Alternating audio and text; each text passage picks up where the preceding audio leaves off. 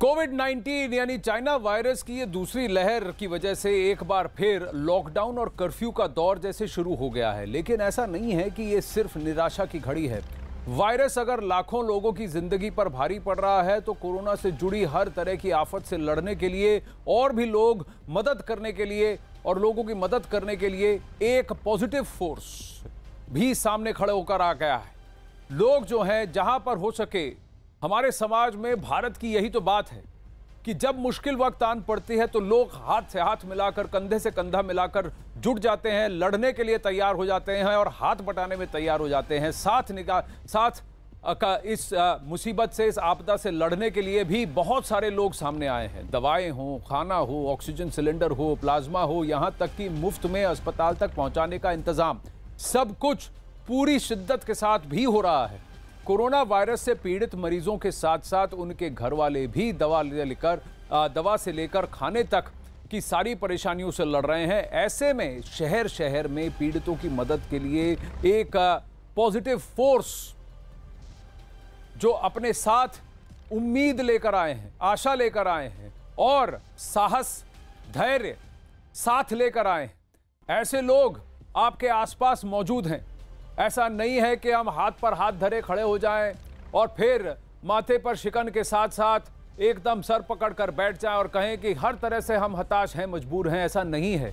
हाँ, ये मुश्किल वक्त है, लेकिन इस मुश्किल वक्त में अगर आप ढूंढेंगे, अगर आप मांगेंगे तो लोग मदद के लिए सामने आएंगे। ऐसे लोग हैं जो कि हर तरह से 24 घंटे लगे हुए हैं लोगों की मदद करने में, और चाहे वो किसी भी समाज से हो, किसी भी संगठन से हो, उन्हें फर्क नहीं पड़ता, क्योंकि वो इंसानियत के लिए खड़े हैं। वो इस वायरस के खिलाफ एक मोर्चा संभाले हुए हैं जिसकी मदद से हम इस वायरस को और कोरोना की इस लहर को फिर से पछाड़ सकते हैं।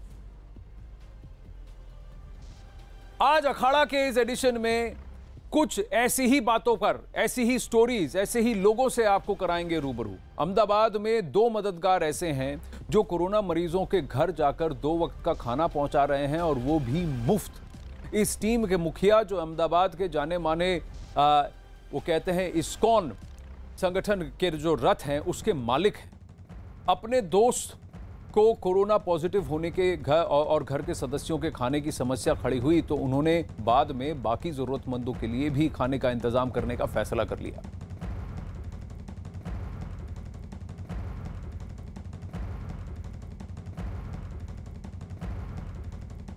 अब जावेद मंसूरी दिल्ली से हमारे साथ जुड़े हैं, यूथ कांग्रेस के अध्यक्ष वीवी श्रीनिवास की टीम के साथ। वहीं जनक दवे अहमदाबाद से जुड़े हैं मनदीप पटेल और शांति भाई चौधरी के साथ।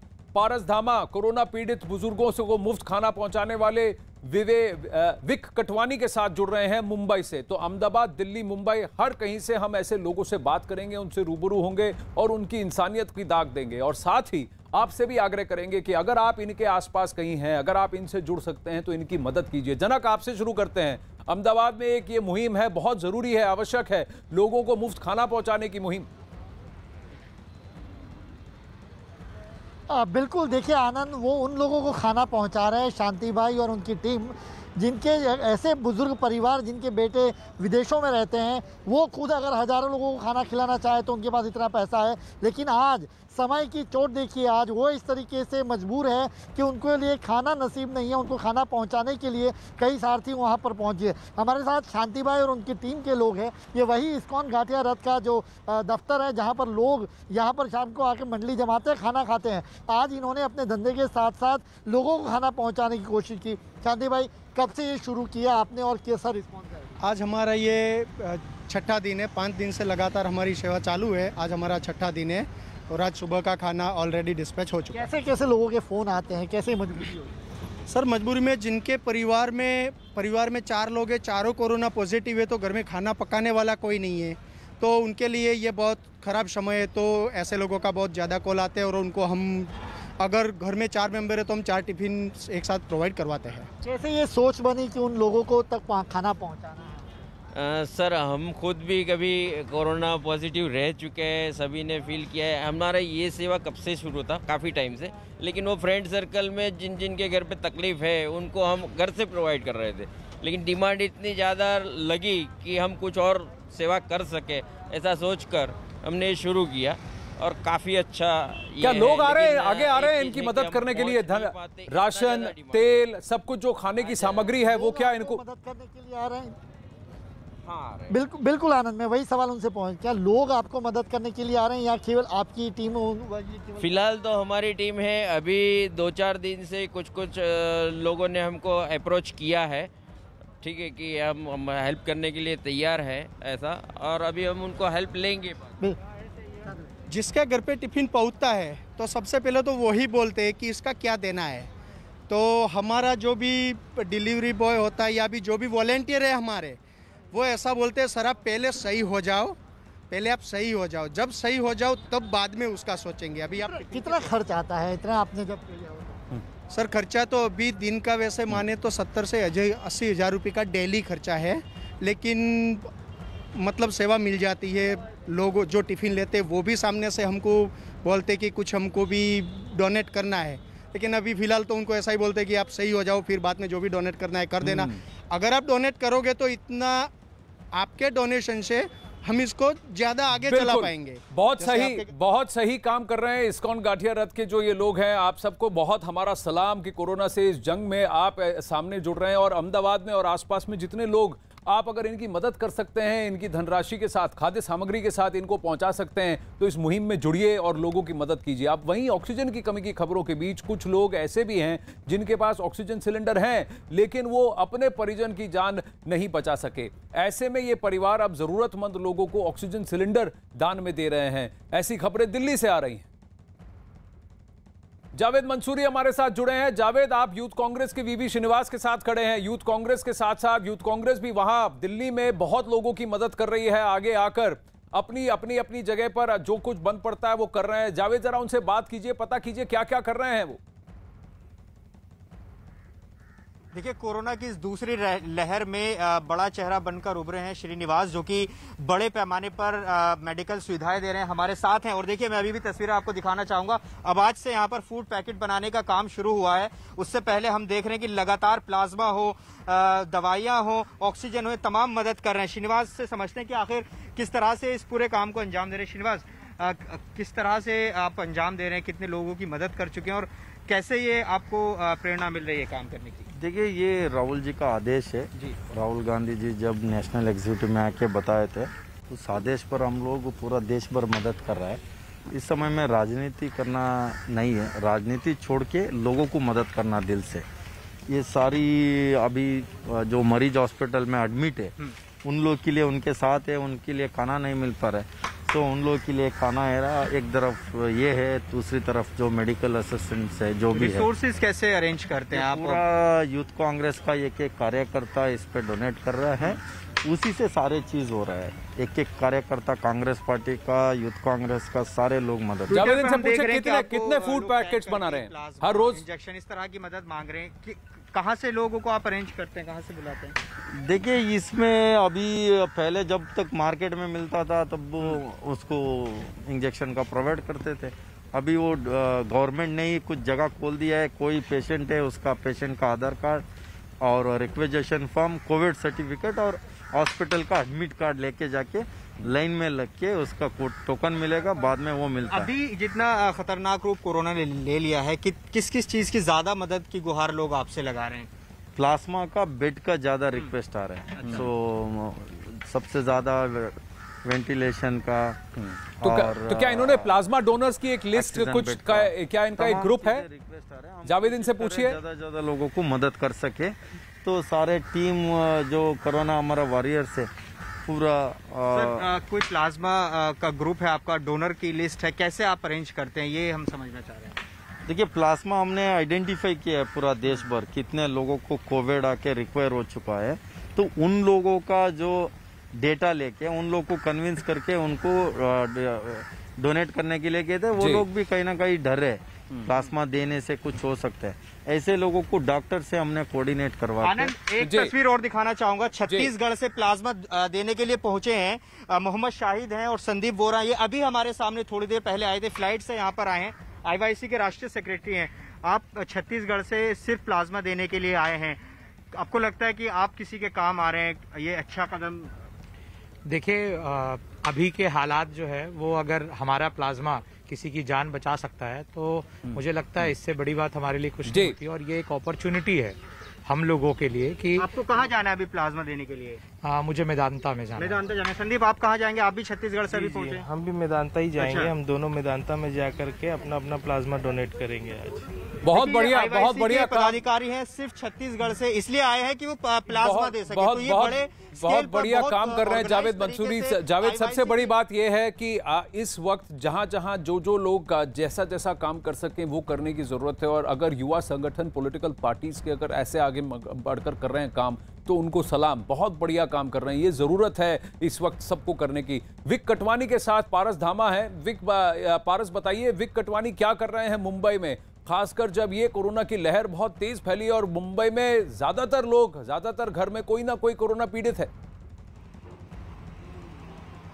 आनंद, सबसे पहली ज़रूरी बात यह है कि जिस तरीके से कोरोना संक्रमण बढ़ रहा है उसमें लोगों को जो है मदद की बहुत ज़्यादा ज़रूरत है। उस बीच कुछ लोग जो हैं वो अपना हाथ सामने ला रहे हैं और लोगों की पूरी तरीके से मदद करने की कोशिश कर रहे हैं। जिस तरीके से अर्थ कैफ़े के ओनर विक हमारे साथ है। विक जो है, जितने भी बुजुर्ग लोग हैं जो उनको कॉल करते हैं, जितने भी वृद्ध लोग हैं जिनको ज़रूरत है खाने की, उन तक निःशुल्क खाना पहुँचाते हैं और दिन में 200 से 300 डिलीवरीज वो करते हैं। और जितने फ़ोन्स आते हैं वो पूरी तरीके से कोशिश करते हैं कि उतने लोगों को, उतने बुजुर्गों को मदद की जाए। मुंबई में जो है बुजुर्ग लोग जो हैं अकेले रहते हैं। कुछ जगहें हैं वैसी जहाँ पे बुजुर्गों को बहुत ज्यादा जरूरत है कोविड के चलते, उन लोगों को विक जो है मदद करने की कोशिश करते हैं। विक हमारे साथ हैं। नमस्कार।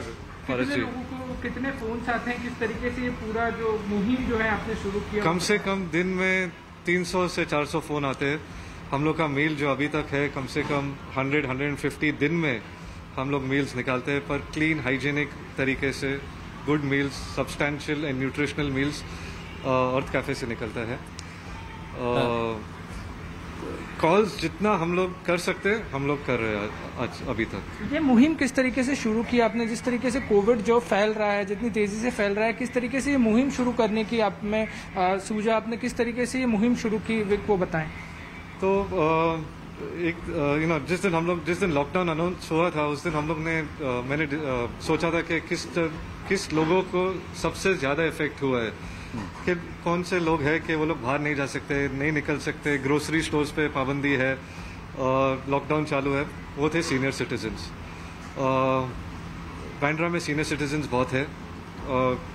कोई 3rd फ्लोर पे रहता है, कोई 4th फ्लोर पे रहता है। उन लोग के पास लिफ्ट्स नहीं है, एलिवेटर्स नहीं है, हाउस हेल्प नहीं है, वॉचमैन नहीं है, और उन लोग ग्रोसरी स्टोर्स नहीं जा सकते, वो लोग सब्जी लेने नहीं जा सकते। तो हम लोग ने डिसाइड किया कि we will deliver a nutritional meal to the doorstep of the senior citizens in Bandra.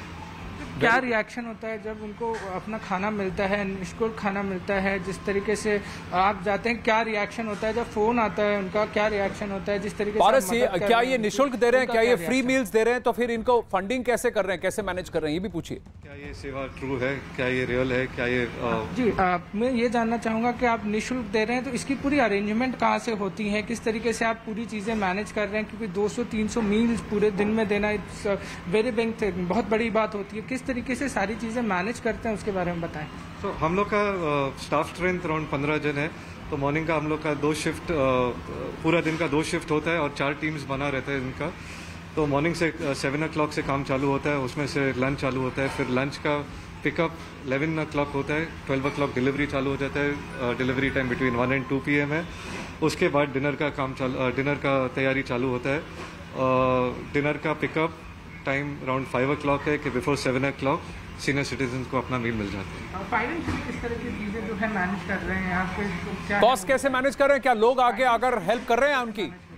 Financially तो फिलहाल we are taking care of it, but if there is any way that we can get resources, manpower, help, हम लोग को वो बहुत जरूरत है। यही तो खास बात है। Forward for any kind of help and join us in this Absolutely. मैं यहाँ अखाड़ा के इस मंच से मुंबई में जितने लोग हैं, खासकर बांद्रा उस इलाके में जितने लोग हैं, आप विक कटवानी को देख रहे हैं। अर्थ कैफे से 150 से 300 खाने के पैकेट्स वो बुजुर्गों को पहुंचा रहे हैं। कह रहे हैं कि फिलहाल तो मैं खुद इसका खर्चा उठा रहा हूं, कोई मेरी मदद करे, खासकर लोग मिल जाए मुझे जो डिलीवर करे। कैसे भी आप मदद करना चाहें, लोगों की मदद कीजिए, जो मदद करने के लिए उतरे हैं उनकी मदद कीजिए। कहीं ना कहीं आपका भी मनोबल बढ़ जाएगा, आप भी सबल हो जाएंगे। अब दिल्ली की बात करते हैं। ऑक्सीजन की कमी की खबरों के बीच कुछ लोग ऐसे हैं जिनके परिजन जो हैं उसका फायदा नहीं उठा पाए, उनके पास ऑक्सीजन सिलेंडर है।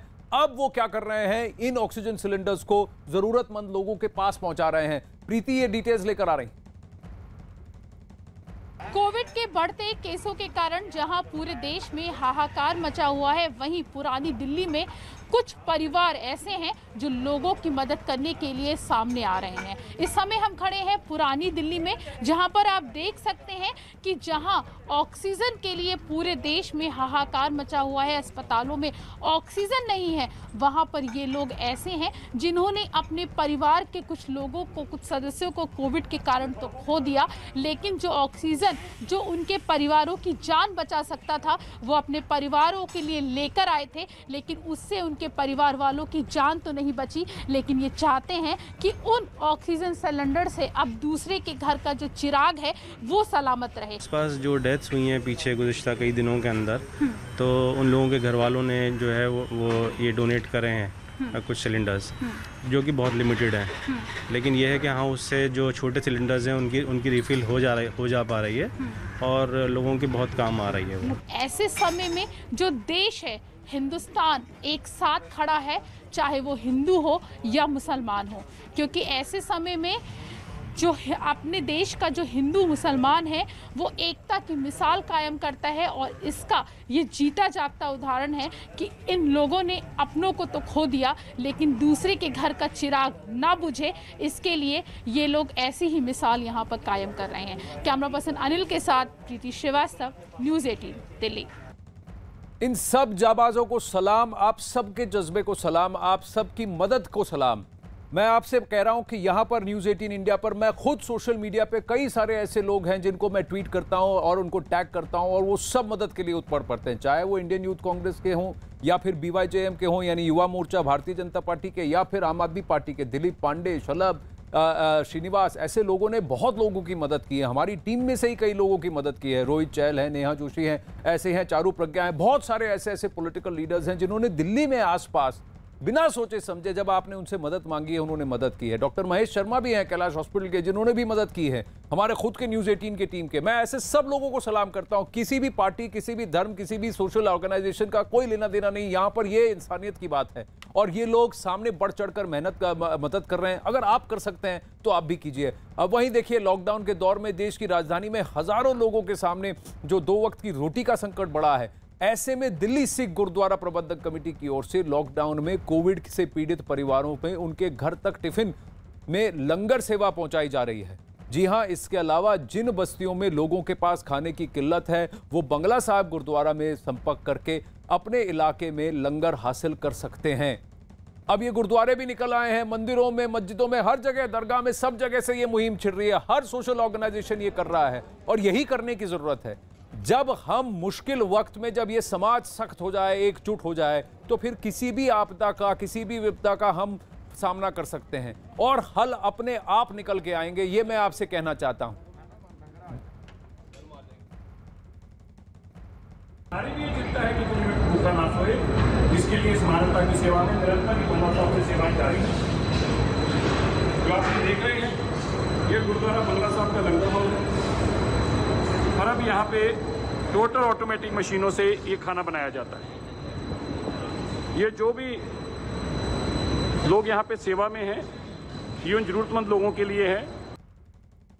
मनजिंदर सिरसा, परमजीत सरना, ऐसे लोग बहुत सारे हैं, सरदार RP सिंह, बहुत सारे हैं। भले ही अलग अलग पॉलिटिकल डिस्पेंसेशन से हो, लेकिन इनकी इंसानियत का जो जज्बा है, इसको सलाम। अब जिस वक्त ज़्यादातर लोग सो रहे थे, उस समय दिल्ली के पश्चिम बिहार में बालाजी अस्पताल में 235 मरीजों की जान खतरे में पड़ गई और यूपी पुलिस ने मिलकर, दिल्ली पुलिस के साथ मिलकर पीड़ित मरीजों के लिए अस्पताल को फ़ौरन ऑक्सीजन पहुंचाया। अब जब लगभग ख़त्म हो रही ऑक्सीजन की कमी पूरी करने के लिए 14,000 लीटर ऑक्सीजन का ऑर्डर दिया जा चुका था, लेकिन ऑक्सीजन टैंकर्स को ग्रेटर नोएडा से पश्चिम बिहार तक आना था।